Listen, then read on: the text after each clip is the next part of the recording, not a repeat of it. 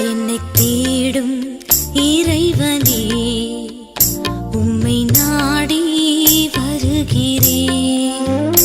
என்னை தேடும் இறைவனே, உம்மை நாடி வருகிறேன். இன்றைய தியானத்தின் தலைப்பு ஆபிரகாம் பரதேசி. வாசிக்க வேண்டிய திருமறை பகுதிகள் ஆதியாகமம் 12ஆம் அதிகாரம் வசனங்கள் 5 முதல் 8 வரை மற்றும் எபிரேயர் 11ஆம் அதிகாரம் வசனங்கள் 9, 10. ஆபிரகாம் பரதேசி.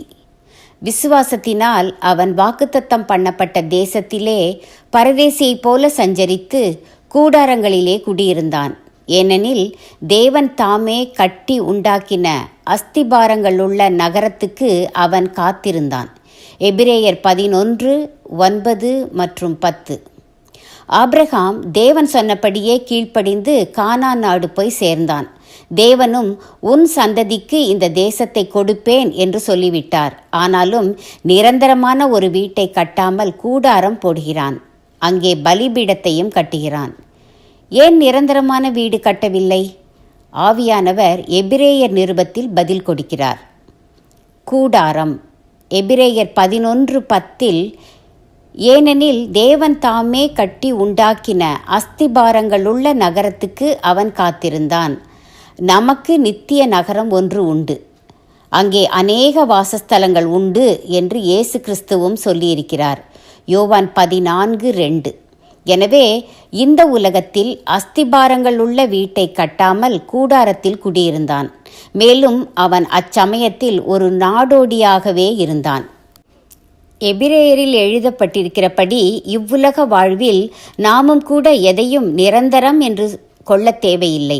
அந்த நிலையாமையை ஆபிரகாமின் கூடாரம் காட்டுகிறது, கற்பிக்கிறது. பலிபீடம் மோரே என்னும் சமபூமியிலும் வசனங்கள் 6, 7. அடுத்து பெத்தேலுக்கு கிழக்கே மலைக்கு போய் அங்கேயும் பலிபீடங்களை கட்டுகிறான். வாழும் இடங்களிலெல்லாம் பலிபீடங்கள். ஆண்டவரை தொழுது கொள்வது அத்தனை முக்கியமானது. கோயில் இல்லா ஊரில் குடியிருக்க வேண்டாம். பலிபீடத்தில் ஆண்டவருக்கு நன்றி செலுத்தி பலியிடலாம். பாவ மன்னிப்பு வேண்டியும் பலியிடலாம். பலிபீடம் ஆண்டவருடனான நம் உறவை காண்பிக்கிறது. நன்றி செலுத்துவதிலும் பாவ மன்னிப்பு பெறுவதிலும் நாம் அக்கறை செலுத்துகிறோமா? கூடாரமும் பலிபீடமும் ஆபிரகாமின் வாழ்க்கை பற்றிய மதிப்பீடுகளை சுட்டுகின்றன. விசுவாசிகள் இவ்வுலக வாழ்வில் செய்யும் ஒவ்வொன்றும் நித்திய வாழ்வின் கண்ணோட்டம் உள்ளதாய் இருக்க வேண்டும். நம்முடைய குடியிருப்போ பரலோகத்தில் இருக்கிறது. நம்முடைய குடியிருப்போ பரலோகத்தில் இருக்கிறது. தீர்மானம்: இவ்வுலக வாழ்வில் அதிக பற்று கொள்ள மாட்டேன்.